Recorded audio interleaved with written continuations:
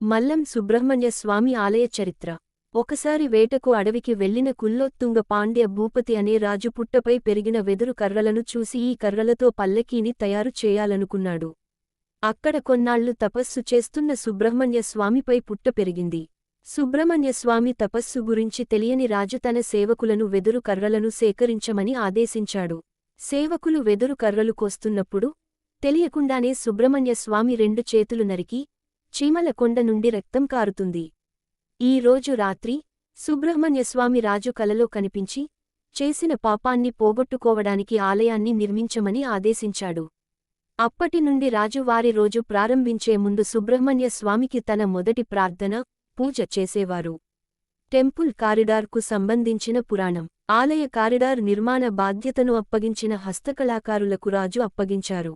ఈ ప్రసిద్ధ హస్తకళాకారుడికి ఉన్నత వృత్తిపరమైన నైపుణ్యాలు కలిగిన యువకుడైన కుమారుడు ఉన్నాడు.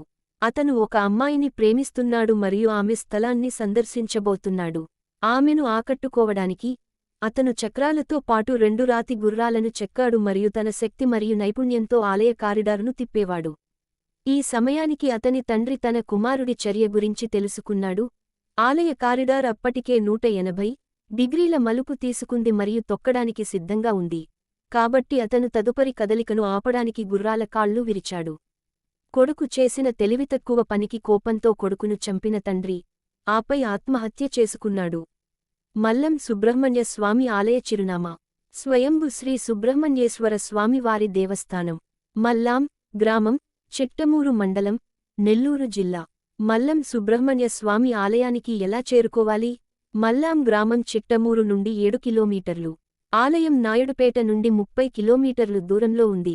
గ్రామానికి నేరుగా బస్సు సౌకర్యం ఉంది. మల్లాం గ్రామం సూళ్లూరుపేట నుండి 50 కిలోమీటర్లు, తిరుపతికి 90 కిలోమీటర్లు దూరం. ఈ వీడియో మీకు నచ్చినట్లయితే వీడియోని లైక్ చేసి సబ్స్క్రైబ్ చేసి శ్రీరాముని కృపను పొందగలరు. జై శ్రీరామ్.